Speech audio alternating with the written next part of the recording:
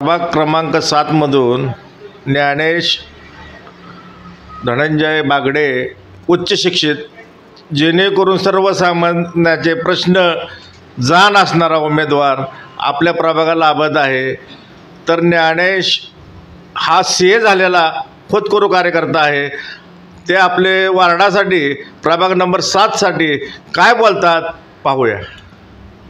प्रथमतः मी प्रभाग क्रमांक 7 मधील नागरिकांना सांगू इच्छितो की मी चार्टर्ड अकाउंटंट ज्ञानेश धनंजय बागडे प्रभाग क्रमांक 7 मधून येणाऱ्या निवडणूक पंढरपूर नगरपालिकेच्या निवडणुकीला इच्छुक उमेदवार आहे।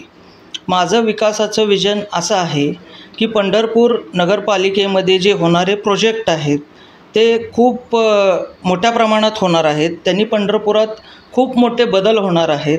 जस्ट लाईक कॉरिडॉर असेल, पंढरपुरातनं 18 जाणारे DP असतील, त्यातले काही DP हे माझ्या भागातून जाणार आहेत। त्यामुळं मला वाटतं आहे की माझ्या नागरिकांना न्याय मिळायसाठी मी तिथे कॅन्डिडेट असणं किंवा त्यांचं नेतृत्व करणं किंवा त्यांचा सदस्य म्हणून त्या नगरपालिकेत जाणं हे महत्त्वाचं वाटलं।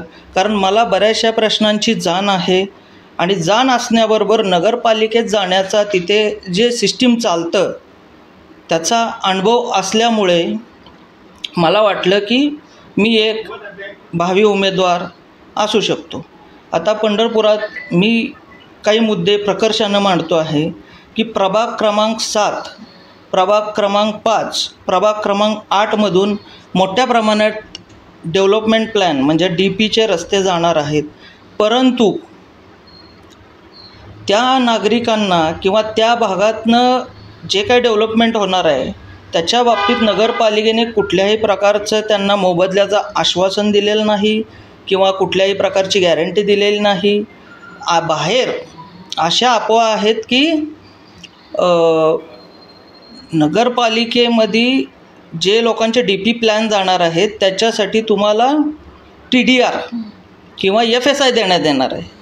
तर आता तुम्ही मला सांगा, ज्या माणसाचं घर 100 फूट आहे, 100 स्क्वेअर फूट आहे, त्याचं जर 70 स्क्वेअर फूट घर DPमध्ये गेलं आणि 30 स्क्वेअर फूट घर राहिलं, कारण मी एक स्वतः बाधित आहे, कळलं का पत्रकार महोदय, मला तुम्हाला एक सांगायचं आहे की मी एक बाधित आहे म्हणून माझ्या व्यथा मांडतो आहे। तशा इतरांचे पण आहेत की FSI दिला तर तो त्या 30 फुटात राहिलेलं घर काय बांधणार आहे? शक्यच नाही। जिना कुठनं काढणार, काय करणार, कशा पद्धतीने करणार? दुसरा मुद्दा, कॉरिडॉरप्रमाणे DP जे आहेत पंढरपुरातील त्या DPतील रस्त्यांना मोठ्या प्रमाणात मोबदला देण्यात यावा। जस्ट लाईक कॉरिडॉरला जर 100 रुपये देत असतील स्क्वेअर फुटाला तर DPवाल्यांना सुद्धा 100 रुपये द्यावे अशी मागणी माझी आहे किंवा माझं हे विजन आहे की त्या लोकांना न्याय मिळवून द्यायचा आहे मला। आता तसंच काही विस्थापितांचे प्रश्न आहेत की जस्ट लाईक 1982 साली जसं DP झाला, परंतु त्या 82च्या जे बाधित आहेत त्या बाधितांना अजून प्लॉट मिळालेले नाहीत। प्लॉट मिळालेले आहेत परंतु त्याच्यावर वेगळ्याच माणसांचे कब्जे आहेत किंवा टायटलच क्लिअर नाहीत, त्यांची नावच त्या उतार्यावर नाहीत। असे बऱ्याच प्रमाणे तिथे गोंधळ उडलेला आहे। त्याच्या बाबतीत शासनाने एक कमिटी स्थापन केलेली आहे, परंतु त्या समितीचा काय अहवाल कुणाच्या कानावर नाही किंवा आमच्या वाचनात नाही। जर कुणाकडे असेल तर त्यांनी मला तो उपलब्ध करून द्यावा।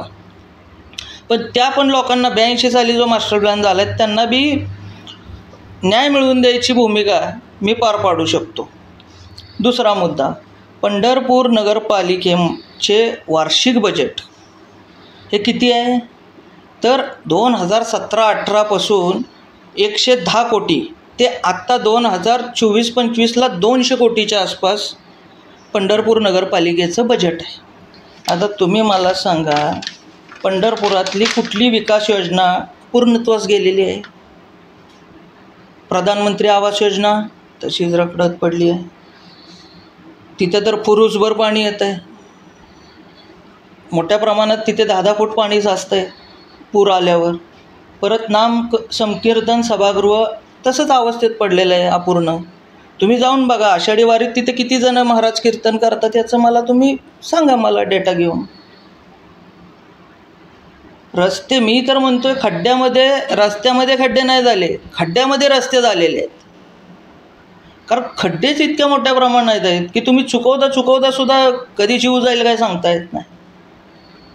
आणि धुराळ्याचं तर काय बोलायचं कामच नाही. इसबावीपासून जी धुराळा चालू होतोय ती नदीपर्यंत सगळा धुराळाच आहे. कुठलाही भाग काढा तुम्ही पंढरपूरचा, सगळीकडे धुराळा. लोकांच्या अक्षरशः छातीत चिखल झालेला आहे. म्हणजे स्वर्गीय आमदार भारतनाना भालके एकदा म्हणले होते मागच्या सभेत की लोकांच्या छातीत चिखल झालेला आहे. पण आजकाल भारतनाना नाहीत त्यामुळे लोक तो वाक्यप्रचार विसरून गेलेले आहेत. काय आता प्रभाग क्रमांक लोक नेहमी म्हणत असतात की बाबा अशा चर्चा पण होत असतात की सुशिक्षित लोकांनी राजकारणात यावं, चांगल्या लोकांनी राजकारणात यावं, व्हाईट कॉलर लोकांनी राजकारणात यावं. पण मी तो प्रयत्न करत आहे यावेळेस की मी उच्च शिक्षित जरी असलो तरी राजकारणात यायला पाहिजे. कारण पंढरपूर नगरपालिकेचे 200 कोटीचे बजेट आहे.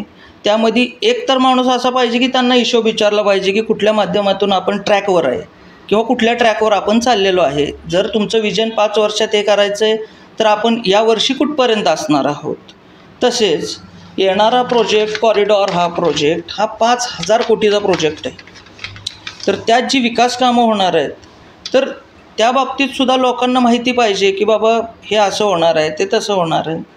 तसेच रस्ता रुंदनीकरण आणि कॉरिडॉर बाधित लोकांच्या ज्या प्रॉपर्टी अर्धवट स्वरूपात राहणार आहेत, म्हणजे जस्ट लाईक आता तुमचं DPमध्ये 100 फुटापैकी 30 फूट घर गेलं आणि 70% प्रॉपर्टी राहिली किंवा 50% प्रॉपर्टी राहिली, तर अशा प्रॉपर्टीजला नगरपालिकेने कायमस्वरूपी करमाफी करावी. जसं की पुणे आणि मुंबईमध्ये 500 स्क्वेअर फूट किंवा 200 स्क्वेअर फूट किंवा 100 स्क्वेअर फूटच्या ज्या प्रॉपर्टीज आहेत की त्यांना पूर्णपणे टॅक्स माफ केलेला आहे. तशा पद्धतीनं जे 18 DP आहेत किंवा जे काय DP आणि कॉरिडॉरमध्ये अर्धवट प्रॉपर्टी राहतील त्यांनी पूर्ण स्वरूपात सोडून द्यावे नगरपालिका टॅक्स, पाणीपट्टी, घरपट्टी म्हणा. तसेच